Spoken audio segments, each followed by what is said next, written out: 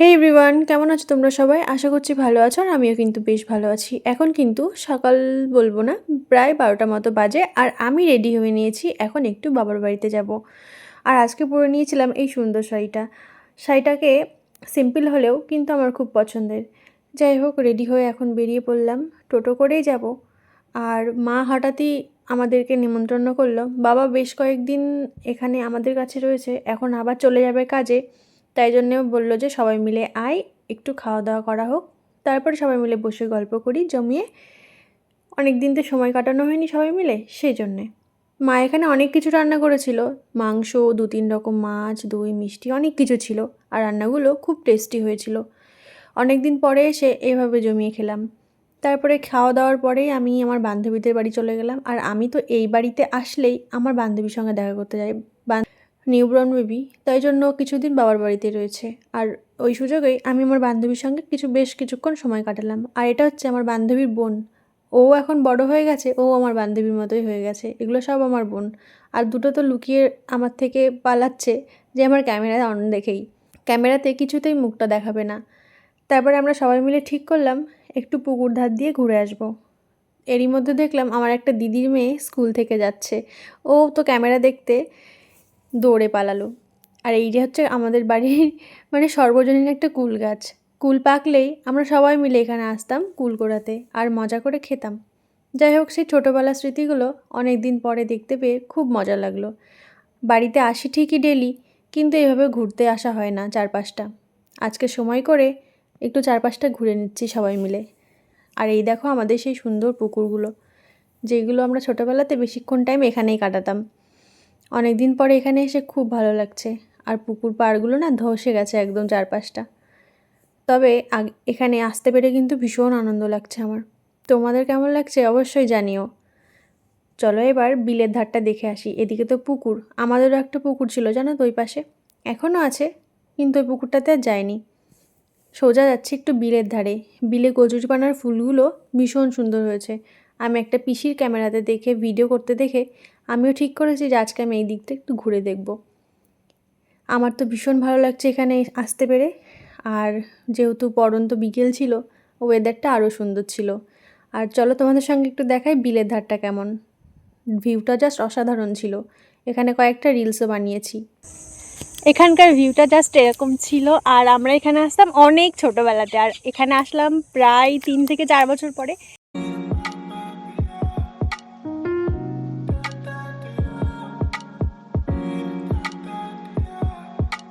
এখানে দাঁড়িয়ে দাঁড়িয়ে গল্প করছিলাম, হঠাৎ দেখি দাদু মাছ ধরতে আসলো বিলে।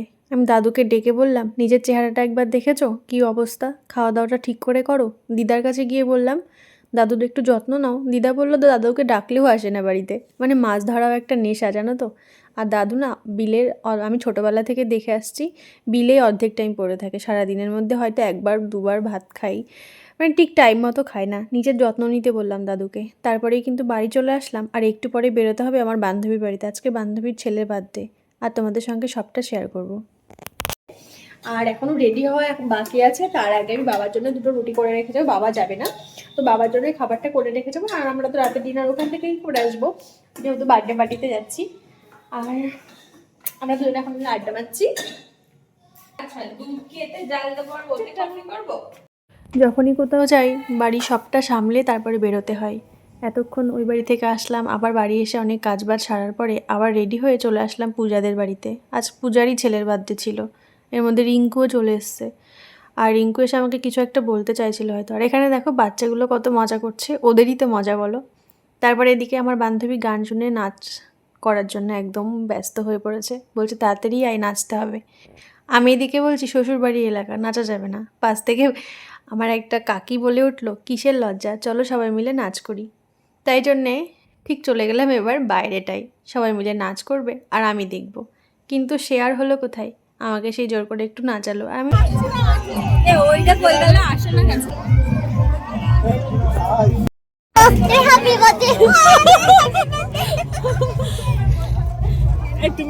ও আজকের নায়িকা একজনই,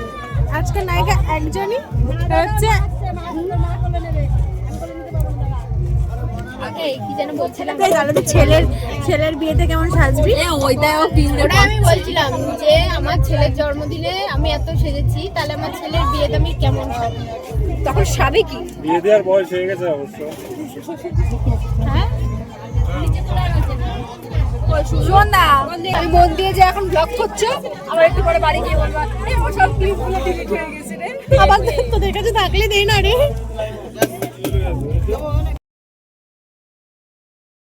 আমরা তিনজন যেখানেই থাকবো সেখানে পুরো হা হা হি হি লেগে যাবে। এই টেবিলটা জুড়ে আমরা তিনজন বান্ধবী মিলেই বসেছিলাম। চারপাশে আর কে কে ছিল খেয়ালই করিনি, এতটাই মজা করছিলাম, এতটাই আড্ডা মারছিলাম, এতটাই হাসাহাসি করছিলাম, সবাই আমাদের দিকে তাকিয়েছিল যে আমরা কী নিয়ে এত হাসাহাসি, কোনো কারণ ছাড়াই এত প্রচণ্ড হাসাহাসি করি। তারপরে ঠিক টাইম মতো তো খেতেও হবে, তাই খাওয়া দাওয়াটা করে নিয়েই একটু মজা করব। ছিল মাটন বিরিয়ানি, ছিল রাধাপল্লবী, চানা মশলা, অনেক কিছু ছিল। মাটন বিরিয়ানিটা কিন্তু ভীষণ সুন্দর হয়েছিল, আর ছিল চিকেন চাপ। সবই খেয়েছি, বাট অল্প। রাতের খাবার তো অল্প করে খাওয়াই ভালো, কিন্তু সবগুলো কিন্তু খুব ইয়াম্মি ছিল। আর আমার বান্ধবীরা, ওরা পাশে থাকলে আমাকে বেশি খেতেও দেয় না। আমি যদি খেতেও চাই ওরা আমাকে খেতে দেবে না, কারণ ওরা প্রচুর ডায়েট করে, আর আমি সেই তুলনায় ডায়েট কিছুই করি না। ওরা জিম করে, ওরা ডায়েট করে, ওরা শরীরের খুব যত্ন নেয়, সেটুকু আমি করি না। তবে আমি করি না বলে ওরা কিন্তু আমার খুব যত্ন করে। তাই জন্যে মিষ্টি একটু ভেঙে দিয়েছিল যে ওইটুখানিই খাবি। আইসক্রিমগুলো হাতে নিয়েছিলাম ঠিকই, কিন্তু খেতে আমাকে দেয়নি। নিচে গিয়ে আমি আমার কাকিকে দিয়ে দিয়েছিলাম যে তুমি নিয়ে নাও। আর আমার ডায়েটিশিয়ান বান্ধবীগুলো থাকলে আমার কোনো চিন্তাই নেই। তারপরে দেখো এই যে নিচে এসে এবার ডান্স শুরু, আর তোমাদের সঙ্গে এটাই শেয়ার করার ছিল।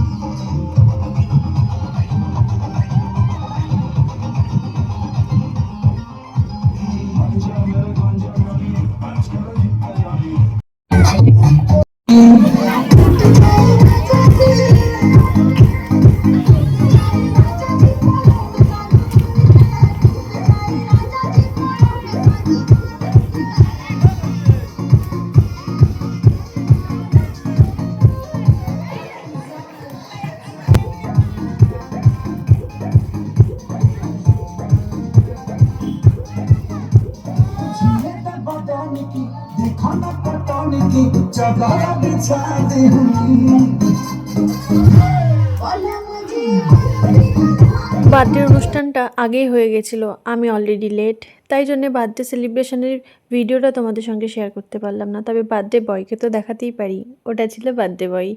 আর সবাই নাচ, সবাই কত মজা করছি দেখো।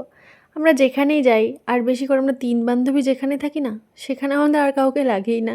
প্রচুর মজা করি, প্রচুর আনন্দ করি, ভুলে যাই চারপাশে কী হচ্ছে, কটা বাজে, কখন বাড়ি ফিরতে হবে, এগুলো সব ভুলেই যাই।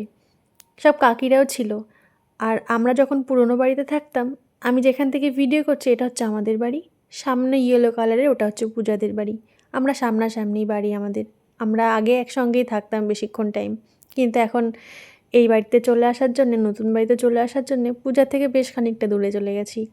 লং ডিস্টেন্স রিলেশনশিপ হয়ে গেছে এখন আমাদের, ওই আর কি। তবে সম্পর্কটা কিন্তু আগের মতোই আছে।